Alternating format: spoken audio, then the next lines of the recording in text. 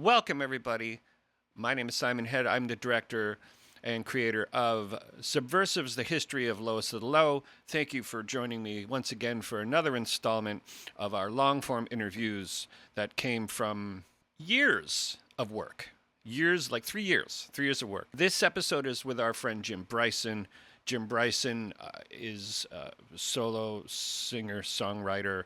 He's a dear friend. He was in a band called Punch Buggy back in the 90s, and that's how I kind of met Jim. Good friend of the band, good friend of the world. This episode took place on the 22nd of October, 2021. So not a lot of Jim made it into the movie. I think Jim made it into some extra footage. He didn't really make it into the movie, but I figured I'd give Jim his flowers, as they say, by saying, obviously very important to the Canadian history and the Canadian music industry and the Canadian history of music, however you want to phrase it. So, if you want to pick up this movie, it's still streaming on Apple TV in Canada, the United States, England, UK, Ireland, and Australia. Go get it there. This is important. Go get the movie there. It's important. If you want to stream it, if you don't have Apple TV, then you can actually stream it on YouTube worldwide. If you don't want to do any of that stuff and you want to have something in your hand and you own a PlayStation 5 or 4, just go to a live show. It'll be on the merch table. Go talk to Sue. She'll sell you something. Go there and go buy some other stuff. Go buy the merch because that's how you support bands. And if you don't live in this country, town, state, or wherever you live, then you can go buy the movie on Amazon. That's your last resort. Let's buy it on Amazon. And you can buy it. It ships out of Canada. It'll be on in your front doorstep. And you can have it by within a week or so. Please don't forget to subscribe to this channel. There's the reason I'm doing this is because I want to get subscribers to be able to show content here and possibly break even. That's always the plan with art, is try to break even. Want to thank the community, the Lowest of the Low community, and the people around it that really, it's a very healthy and thriving community. I'm so happy and grateful to be a part of it. Without further ado, here's my long-form conversation with Jim Bryson, and I hope you enjoy. The composition. Mm-hmm. Okay, thank you. Welcome. Let's talk about the first time you met Ron and the Low. I don't remember because by the time I would be playing shows in Toronto, which would have been around 1994, because of Mary Dickey and that kind of stuff in Punch Buggy, I think the Low would have been playing venues where I would not have encountered Ron unless he came to one of our shows. So I probably met him in the early 2000s when I made a record, and then I played with the Low at the Lowest of the Low at an event at Lee's Palace on December 23rd, 2001. Wow. I remember the date. Wow. Isn't that crazy? It is great. You're going to have to show that on some sort of B-roll. Do you remember hearing the Low for the first time? No. But it would have been in somebody's apartment because we didn't have CFNY or any kind of, I don't know if it's probably not very cool anymore, that radio station, but I'm sure in 1991 it was somewhat cool. And I do remember going to Toronto and having Dave Bookman book us on his Tuesday nights and meeting him and that whole thing. So it must have been, I don't know, I must have just heard them driving in a car or something, and one of your university friends or would have bought the CD and at a something in Windsor, Ontario, and brought it back for the summer. And when they were driving around in their parents' Honda Accord, they probably put this song on and said, "You need to hear this song about shoes." It probably was on your college radio station, like Sean Scallan's, whatever that radio station out of Ottawa. Yeah, but Sean Scallan, No Future Now, he would not have played Lowest of the Low. Yeah. He would have played Corrosion of Conformity. Yeah. And he would have played but the station would have played other. Yes. Yeah, so that's right. I totally forgot that when I was in my teens and late teens, I would have listened to shows and just put CKCU on. So it must have come on. I just don't have a memory of it very strong. I remember working, this is a really punk rock job. I worked at a tennis club, cleaning the courts and booking the courts and mostly sleeping. And I would just listen to CKCU all day long. So I must have heard it. Because that was before them though, so that would have been like 1989, so I don't know, 1988. So it's hard to say. It is. It's hard to say. It's a blur, you know, you get to ages. I feel like it's harder to remember good things than bad things as I get older. Oh, I totally agree. And that's sad, but it's really about me. I agree. With my job, I only remember the bad clients, not the good ones. Oh yeah. That's the sad Am I a bad client so far? No, you're doing good. Okay. You're not a client, really. No, I'm a guest. Interviewee? Mm-hmm. I heard you're doing interviews now. I heard you're doing interviews. Yeah, I'm doing interviews now. Okay. Good luck. Can you No. can you go over the Canadian what your reflection of the Canadian music scene was, sort of early 90s to mid 90s? Very divided. I remember scenes, and I remember bands would hate other bands, and different scenes would hate other scenes, and it was really hard to get shows, and everything was like cliquey and stuff like that. And I feel some of that has dissolved, not only in my age, but I feel that people are more accommodating and more open with the people they accept around them. I found that punk rock bands were mean and shitty to other bands, and not just Al Nolan. You'll edit that out. Oh no! You'll get a punch in the face one day. Yeah. No, but you know, I found it was very, like, even in Ottawa, it was very divisive. Like like even the Scallon stuff, like those all ages shows, they didn't like the more like the more pop indie bands, or indie more like the REM influenced bands like the Whirligigs and that. I don't know how much they would cross over, but I guess there was a thing in Ottawa that totally crossed over. That was Songbird Music used to do a pogo a go-go rockaroo, and it would have bands from all the different sort of underground elements of Ottawa, like the Whirligigs and Furnace Face, and before them Fluid Waffle and Mystic Zealots and things like that, and so it would cover that. But I do remember music in general. I remember it being more fractured when I was younger. But honestly, when I joined Punch Buggy, we spent most of our time in the States. So when we met all those bands, I would say our community was like bands from Boston, a lot of bands from Boston and Michigan and things, and we would play with this band Doc Hopper a lot and go down the East Coast and go all over the place, and a lot of it was from those guys, because I wasn't a real like punk rock guy or anything, but they would book all the shows through Maximum Rock and Roll's Book Your Own Fucking Life, and that's where we met bands. But I actually don't remember a ton. Like, we would tour in Canada, but I felt like we didn't tour really in Canada until we had an agent who put us on tours in Canada. And we played a tour with Sucker Punch, who were the brothers, the Dignan brothers, and then Cindy Beattie. She was in that, and I remember that being fantastic. And then doing tours with bands, but a lot of it was like put together by agents and stuff like that. So sometimes you tour with a band and you wouldn't really even have like it wouldn't sound that much the same, you know, like compared to all the all ages shows you do with bands. And then it'd be weird. Like, I remember Punch Buggy playing a church in Belleville opening for Hayden, and he played solo, and we played before him, and I thought, what in the world is going on? And everyone just looked at us like they didn't like us at all. So I don't know. I feel like music is much more, this is a long answer, but I find music is a much more accommodating world now than it was before. Like, it felt more clique oriented and more like, I don't know, whatever you say, like polarized, like in different scenes. But I don't know. I wasn't really like that.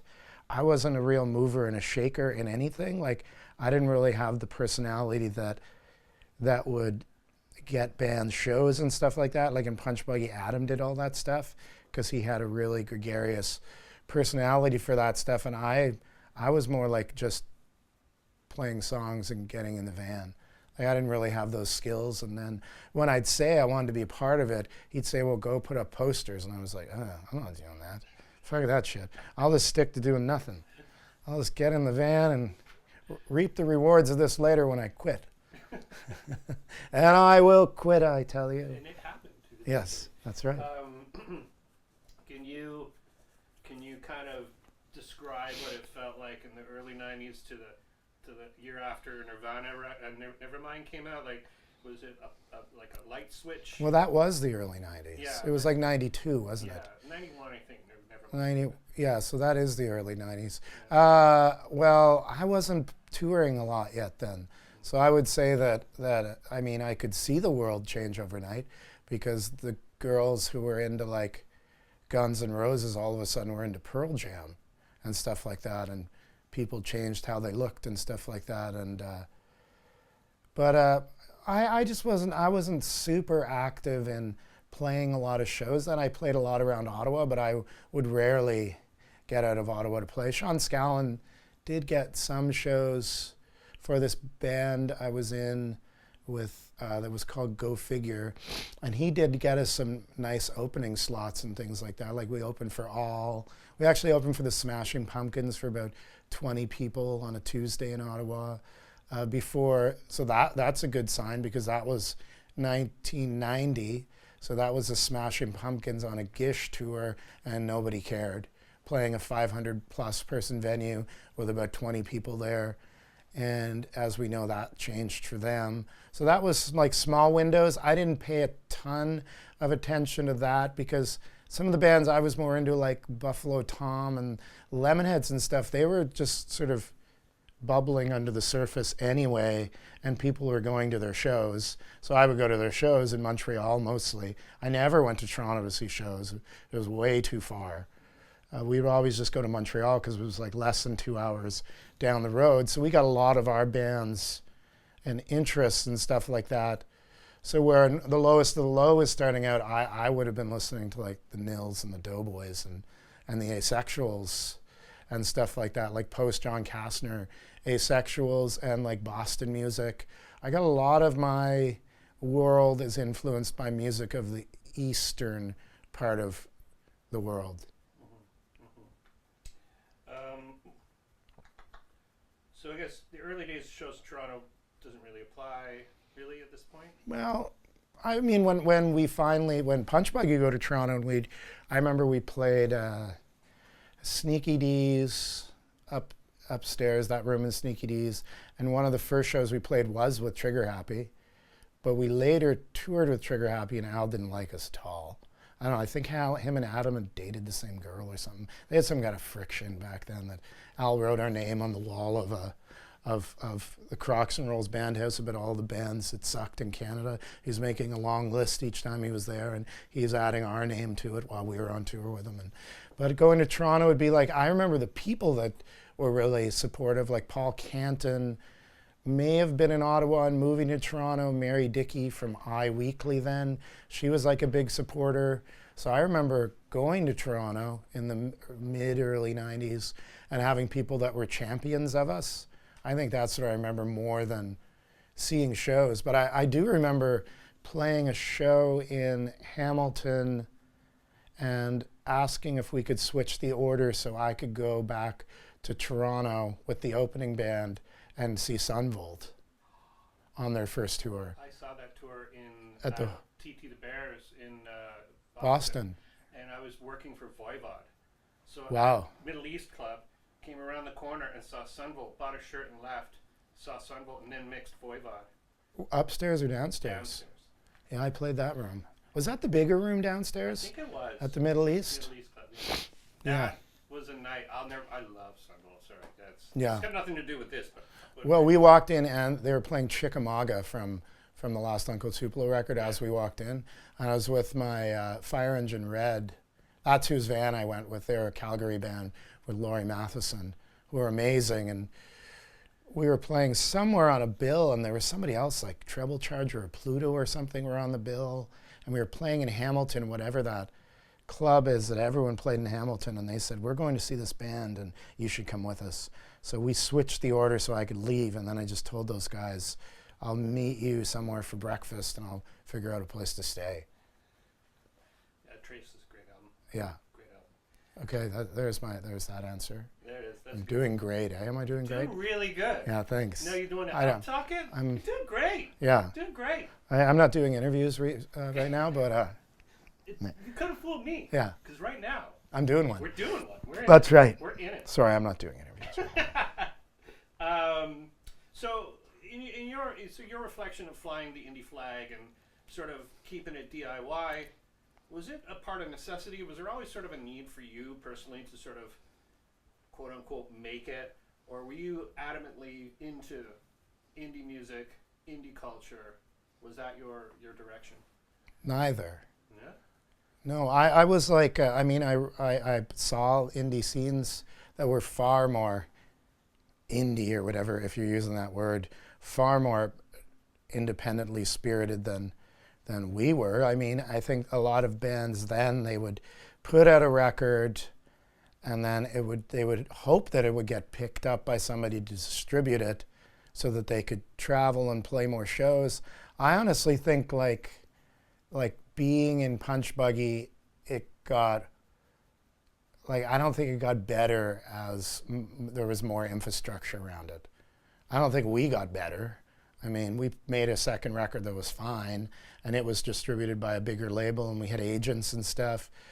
But I don't think it was any more fun than it was when we were just sleeping in floors and doing that kind of stuff. I mean, I think that when we were kids, sure, we would all dream, wouldn't it be fun to be in bands and people would come see us and stuff like that. But I never thought that I would make a living at it or not making a living at it. I never thought about it that way. I thought about it more like I'd like to play more shows. I wasn't very good. I'm not very good at like the business side of things. It's not really in my wheelhouse. So I wasn't a really good trailblazer for anything, and when I left that band and then I made records in the late 90s, like I still was trying to do better, I guess. I mean, I think it was after making 2 solo records where I felt that I got way more connected with the idea of myself being an independent person and trusting my gut versus trusting other people's guts. Because sometimes I found there were decisions made on my behalf that definitely didn't benefit me in the long run. It may have benefited me short term, but I feel like once I made my 3rd record and kind of joined the Kelp Records family in Ottawa and felt like I was part of a community, like it felt way better to me. So I think, I don't know if late bloomer is a term or not really, hadn't really found my place or whatever yet, but at those points I wasn't really steering any ships where, I don't know if I was because I was insecure or didn't have confidence for that kind of stuff, but like I said, I was just more of a get in the van, and when things didn't feel right anymore, I stopped doing it. But I do remember when it stopped feeling right, and I was like, I don't like this idea that the band I was in was getting a manager, and I didn't like the person, and I thought this is not going to end well, and I was just like, I'm not going to do this. And so I just sort of said, no thanks. And then I had realized, and then I did this show once where somebody asked me to open a Sunday they were doing, and I showed up just with an instrument, and I played, and everyone was quiet. And that was the first time in my life I knew that possibility existed, and that was the world I wanted. The world I wanted were small places where people would listen, and there was some kind of connection through the music or whatever. And it was exceptionally good for your sense of self at the moment, too, for people to be like, there to be some kind of response and respect and stuff like that. So I think I was definitely late in the game of figuring all that out. So I wouldn't say that I ever had like any kind of militant political punk rock agendas or anything like that. It's not really my personality. I mean, I think I have very subtle agendas and that are, I mean, I don't know if they're punk rock or not, but I think they're independently spirited. Like I've found that, old folk music was as punk is, so, and I don't even know what the word means. Like somebody can say like punk rock is actually going against the government on the right wing now, that's more punk rock than the left, because, it's like all these people who were punk rock are like, I don't know, one of them started the Proud Boys, so. So there's punk rock, I don't know. And that guy never liked me. He thought I was a poser, so I don't know. I never knew my place. I never had a place until later. I never felt when I was in that punch buggy that was my place. It never felt like that was my band or where I really wanted to be. Like it was more like I enjoyed it for what it was versus it being my own expression. So I don't know. I feel like I like to think I live in a world where the best music I'll be like 70, Prime. John Prine, yeah. Like those are the kind of people that I found as I get older that I aspire to be more like, is people who like are lifers. Yeah. Now, you probably didn't know this, but everything you're saying is echoing exactly what Ron has said about his whole career.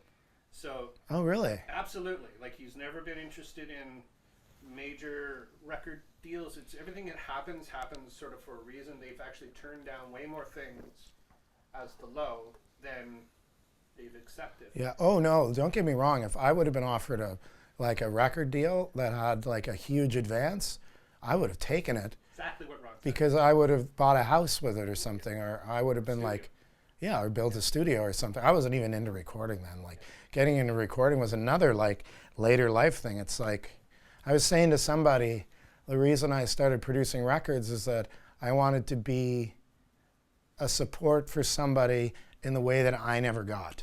Yeah. I wanted to provide like a support service and be a champion for people and their music and their songs the way that I felt I never got. Mm-hmm. So.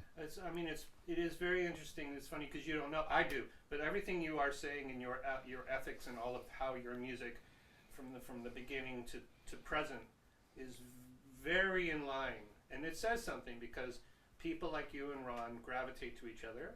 People like-minded people somehow find their place with each other. Yeah, the community's smaller, but it's better. Yeah, absolutely. It's like I've sort of given into the fact that I don't want to play in bars. I don't want to play like clubs. I just want to do like shows in people's backyards and 40 people show up and it feels great. I don't care if that's like small victories, like I learned about small victories. That was my thing. Like it's way better to feel good about the small things than the miss on bigger things. Although then somebody'd say you're not a dreamer and you're no Elon Musk, but I don't have those kind of aspirations. I don't have those kind of skills. I don't have that kind of comfort level to sit in rooms and like try to make deals and stuff like that. I have no interest in any of that shit. I just rather like watch basketball. This is all like a whole other conversation. Yeah, because I truly, in 100% agree with you, and I think, and this sort of comes into that art and commerce, where art versus money, and how does one navigate their way through. And the low basically kind of figured it out, but then it sort of they broke up. But your philosophy of money over art, and somewhere in the middle is happiness. Do you? Well, I aspire to the middle. Yeah. No, and I mean I've written about the truth is there in the middle. Like I've written songs that sing that exact line. I felt like, as somebody that makes records, it's not about money, but it's disrespectful to expect people to want you to do things for free. I mean, you know, art, this whole concept in the 90s, like of selling out and stuff, was always so fucked up to me, because why is it a bad thing to believe in yourself enough that you want to do it for your life? And if you want to do something for your life, unless you're a art school entitled trust fund kid, you're going to have to do things that involve sending somebody in an invoice. So can we establish a way with art and commerce where we can send an invoice and still feel good about our ethics? Yes, we can. So the concept of selling out, to me, came a lot from people who are like trust fund, like private school indie rock.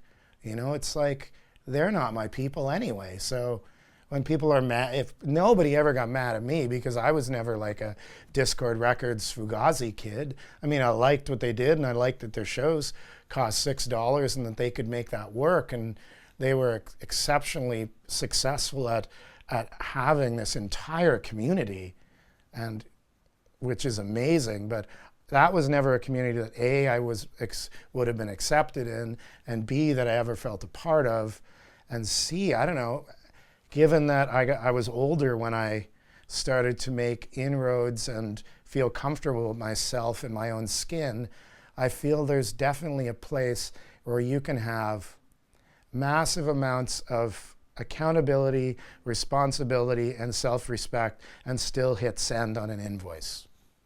Fuck, that's awesome. You that know? was great. Yeah. Yeah, I'm tingling.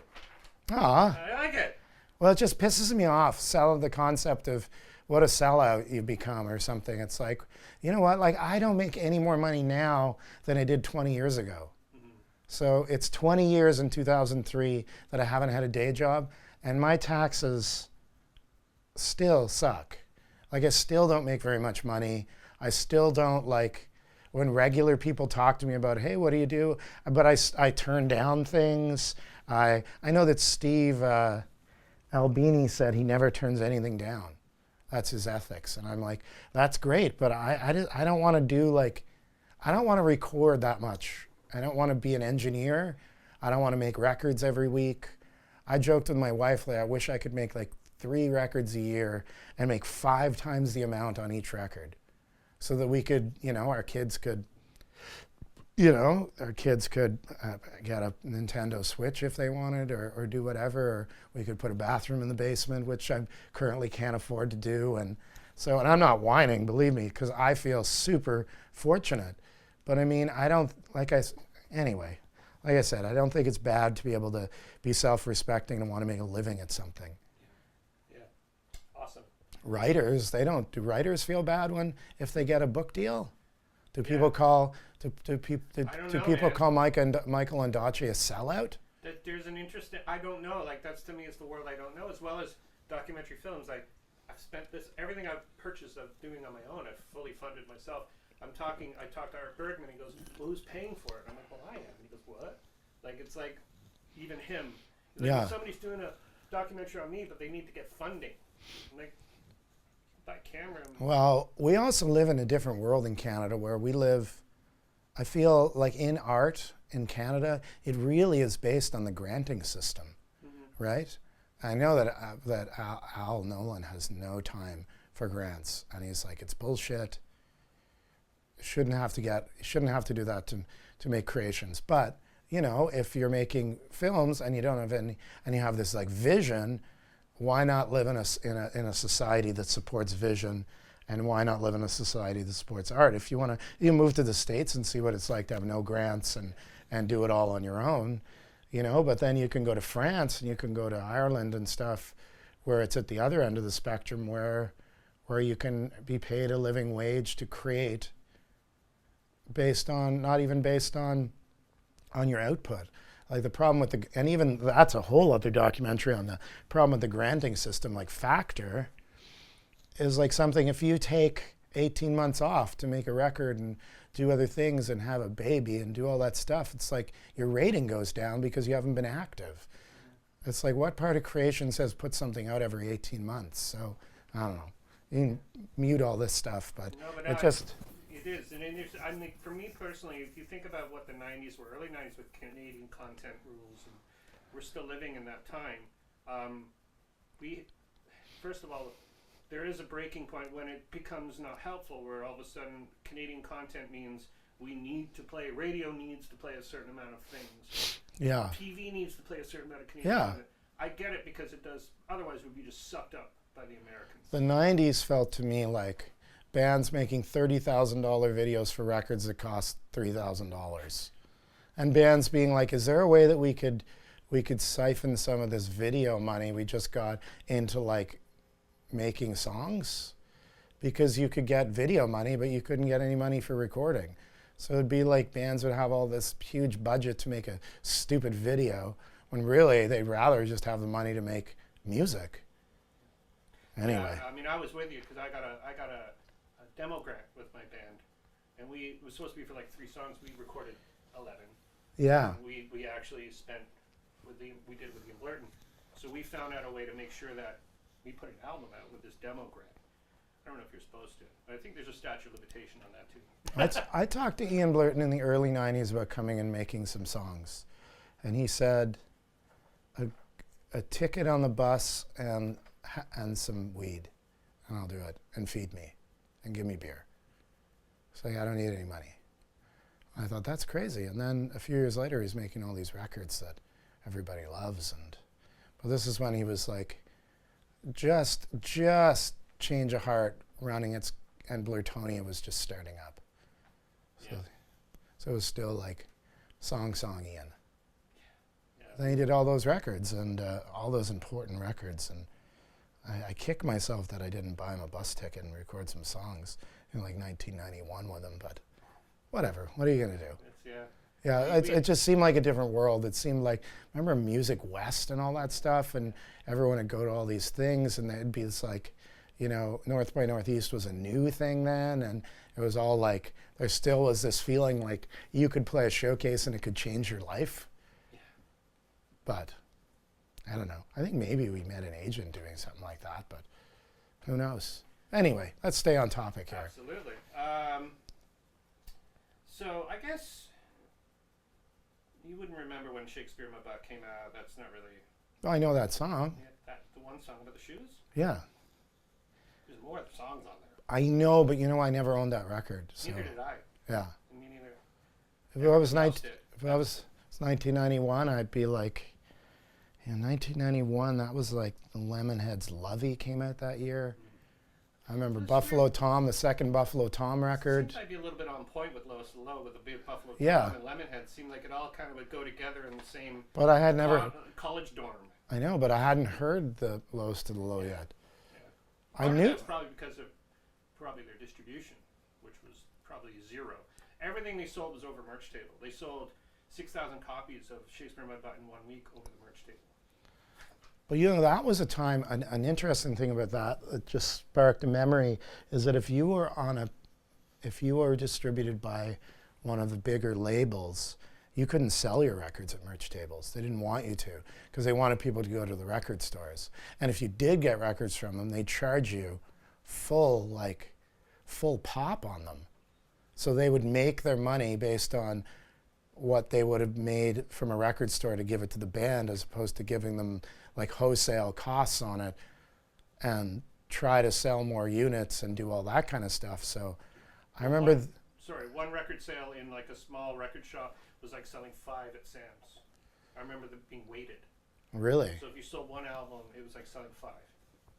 Yeah. Sorry, I cut you off. No, it's all good. Yeah. But yeah, like I'm like the night, I remember Furnace Face sold 20,000 records of Just Buy It, probably all off the stage. Yeah.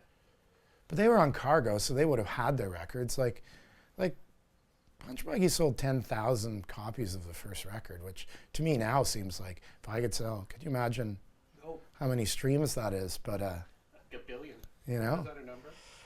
So yeah, and I remember all that. I remember going on tours and just being like, we sold 100 records? How did that happen?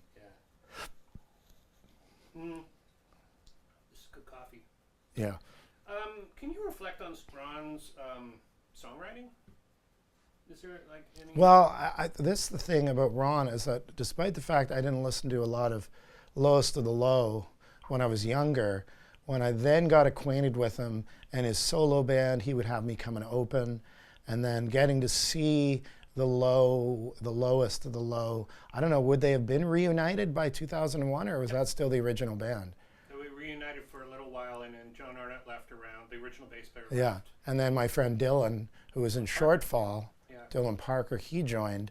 So I remember doing shows that way. But then I would just remember watching Ron sing songs and thinking, man, this guy knows how to sing songs. This guy knows how to write songs. He's like, but this guy's like in the sort of the tradition of like, you know, Nick Lowe and Elvis Costello and stuff like that. Like this is more like British music, almost the way his songwriting is inspired. Like it's not, this isn't punk rock music. This is like classic 70s edgy stiff record songwriter music. Lyrically. And lyrically really, really, really strong. And I mean, just, and knowing when I got to know Ron, it was, I would know, I would go to people's places and they would have his paintings, and his paintings expressed to me so much about how he must care for the songs that he would carry as well. Because if you paint like this, there's no way you're writing shitty songs. In my mind, anyway. Although then you'd think, I do think God's a fair guy, and if you're that good of a painter, there's no way you can be a great songwriter too. But he's defied logic, because he's a great songwriter. And just because I didn't own Shakespeare my butt, I can still hold that opinion. Absolutely. You know, and I think he's taken his ethos as he gets older, and I think he becomes more and more so that his ethics and his choices more are revealed like the older he gets, as opposed to lots of people. They would start young and then they would deliver themselves upon to something. But I feel like he's refined it and refined it and refined it, which has always pissed me off when people only liked, you know, like I never sold more copies of a record than my first record. And even my like wife is like, oh, it's because those songs are so good. I'm like, oh, God, it's impossible. You know, and like as we get older, I think all of us who care about songs think our songs are getting better, regardless of how people interact with them or react to them. But it is frustrating. Like I wonder if Ron feels that struggle of that he does stuff, but people still want to scream for the hits. It happened in the solo days, when he put a few solo albums out, people wanted to hear the old classics. But I think he's surpassed that, because now maybe we can talk about this, because I think you found a way to sort of compartmentalize your musical life. Like there's music, there's family, there's any other things that you find places to put your attention. And Ron is great because he has art, he's got his family, he's got the Low, he's got the Duke of Assassins. Yeah. You know what I mean? And his solo project. He does, but he can manage to sort of pull out, almost like out of a shelf. Oh, this is the Low stuff. Mm-hmm. Or write 100 songs in a year and say, that's going to be a Low song, that's going to be this. Yeah. So maybe... I don't have it quite that much, because I have more of a duality, where I make records for other people and I make music for myself. Mm-hmm. And I think that my personality goes equally into both. So I don't think it's compartmentalized quite the same way for me. And family and this, it's all the same fabric to me. So I would say it's all the same messy room. That's great. You know, can you because where I work is 10 steps from my house. Yeah, I love that. And if I had to go somewhere to work, I probably wouldn't go very much. Yeah. And I never liked the idea of going into studios and traveling to do music unless you're staying there. I love that. I love this room. Yeah, I think it's So a much great room. character, and it feels like you could definitely write songs back here. I miss this part because mine's in the basement, and I'll sit down and I hear from like, Yeah. and it's like it throws you out. Oddly, I don't write a lot of music out here. I create a lot of music out here, but I write most of my music just late at night on a nylon string guitar on the couch, trying to play quiet enough that it won't get over the white noise in all the bedrooms. We were talking about compartmentalizing. Can you actually comment on how somebody like Ron could do that, or is this Well, something? I think it's I don't know how you do that. I don't know how you take different versions of yourself and save some for some things. I know people that live in bands and do solo projects out of those bands. And I'm like, well, how do you pick the songs? Like, wouldn't you want your favorite songs actually to be on your solo record? Or are you like, well, this is an opportunity, so I don't actually know how he does that. I'm sure he knows how he does it. I'm sure he's got a little way about it where it's like, if a song is a blaster, he knows it's going to go over great in a big room and stuff like that. And he's like, I'm not going to save this for me. I'm going to give this to the world. And, you know, like songs that are more personal and more, that are quieter and things like that, I think would be a natural thing. But I've always had to, like, my thing is like what I do solo versus when I play with my band, I feel like it's their band. It's not even my band. Because I get there and they just do whatever they want. It's my songs and I'm singing them, but I joke. And I mean, I will say I don't want to play that loud and things like that because our band is divided, and they're guys that have played with me since the 90s, and it's divided by like a couple of them that want to play really loud and a few of us that want to play really quiet. And so it's just this like, I always say I want the ceiling to be something you bang your head against a few times. I don't want to be glued to it. So I want it to be like something that you hit every now and then, but can be all over the place. And I don't know, there's been lots of people that I've met that have inspired me to how you can do that sort of duality, like Hal Gelb, where he does Giant Sand and When Is It Him and When Does It Sound Like Something, and when does it suit this and when does it suit that? I think only Ron knows. I mean, I could write him a Facebook Messenger thing and say, how do you decide what song is what? And I'm sure he's just like, I don't know. I didn't know he writes 100 songs in a year. I don't. Well, I don't actually feel like doing music that much. Well, I mean, there's a funny thing. Like, I just talking to you. I know you both, and I think I'd like to think I know you both kind of equally. But there's a lot of commonality between your ethics in songwriting and your ethics in music business and your ethics in just being a musician and living and not being a dick and not fucking other people over and trying to like keep just the straight arrow line that's good for you. That's what Ron does. He manages to just carry on in this trajectory, and he doesn't care that he sells at Lee's Palace, just Lee's Palace. He doesn't want to sell at Massey Hall, but if he does, awesome. Yeah. There's this weird but that's something about art, where art is like, you can't put, to him, sometimes you can't put a dollar sign on it, because if you did, then it won't turn out the way you think it's going to turn out. Yeah. I mean, I'm also kind of a subversive kind of person too, where I kind of, I don't want things to be too good because I'd probably wreck it anyway, but I like to think that you count your burned bridges on one hand, you know? Yeah. And because you're going to burn a bridge at some point, but just kind of like control your burned bridges is a way to sort of keep the fires out. But yeah, like, I mean, it's to me, I would think that Lowest of the Low would sell out Massey Hall. See, I have an impression. I assume they're probably bigger than they are, but it doesn't matter. It doesn't matter how big you are or whatever. It's like, we're like fucking 50 years old. It's like I'm starting to like plan, like, I'm thinking more like the end of my life more than what can I do with my life. And I don't mean that in any kind of dramatic or traumatic kind of thing, but I'm thinking I don't need this many guitars. I don't need this much that. I want to like have fewer things that I like more, and do fewer things that I like more. So for me, it's like songs. I don't count songs. I just slowly accumulate songs, and some of them I like, and some of them I don't, and some of them I record, and some of them I don't. And probably some of the best songs I've written I've never recorded because they rubbed me the wrong way at some point, or they felt too intentional or something. Yeah. But who doesn't love a hook, right? So. You've mentioned two Ron Hawkins songs, Subversives, which is on the first album, and Small Victories. There you go. Yeah, Small Victories is a big philosophy of mine. It's a great song. And also staying a little subversive is nice to be. Yeah. It's nice to be a bit like that.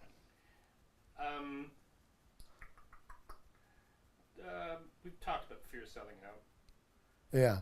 I never feared it because I think I tried and it failed. I did try to sell out though. I mean, I signed to a label. I was signed to a label that was Universal Music, and I put out a record and it didn't sell. And then I asked to be let go, and they let me go. Is that Maple Music? Or? Yeah. Yeah, me too. Yeah. My band Foursquare was on Maple Music for like one record, and we had one meeting, and that was it. We're done. Yeah. Record. And they released me 1 year to the day of my record coming out. Yeah. And then I made a record I liked way better. I mean, I like that record, don't get me wrong, but it was because of that experience that I made the music I made after. And a cliche I like to use is I exist despite the music industry, not because of the music industry. That's a good quote. And I don't really like the music industry, and I feel in Canada it's a backpatters club of all the same people, and they all go to, charge their artists back for their meals and things like that. And they all pat themselves on the back and meet each other's at award shows, and aren't we doing a great thing for the artists of Canada? And meanwhile, they're driving Audis, and we're, Driving Teslas. well, you're driving a Tesla. I'm driving a Hyundai Santa Fe 2017. I don't mind those Sweet, Santa Fe's. sweet ride. They're a sweet ride. Sweet ride. I'm Hyundai famous. I'm okay with being Hyundai famous. Nothing wrong Yeah. with Hyundai famous. There's only so many cars you can drive and not look like a douche. Yeah. So a Hyundai Santa Fe in soccer mom white, that's me. That's my ride. I love it. Yeah. I love it. Legacy. What do you think the Low will leave behind? Well, I mean, we're going to be off this earth in what, a good 50 years, maybe a little less. I don't know. Maybe not. Maybe not. Might be hundreds. Maybe they'll figure out a way for eternal life. But what do you think the legacy of the Low and Ron's music and just the band in general, like, what do you think they're going to leave behind as a legacy? I just think they'll be known for everything we've talked about. Yeah. All those song titles: Subversive, Small Victories, Yeah. Shoes. We all need a pair of shoes. No, I think they're going to be remembered as this like incredibly, respected and loved entity. That it's like that. It's like that ad where they say those who like it a lot. And I think are they going to be remembered like Rush or Platinum Blonde? No, are they going to be remembered as like a giant? I think they'll be remembered bigger than they ever were, and I think that's a pretty good way to be, if you were them. I think they'll be remembered like I said, if I think they should be selling out Massey Hall, and I'm surprised they're not, then I think your average person probably thinks the Lowest to the Low are pretty important band. Yeah.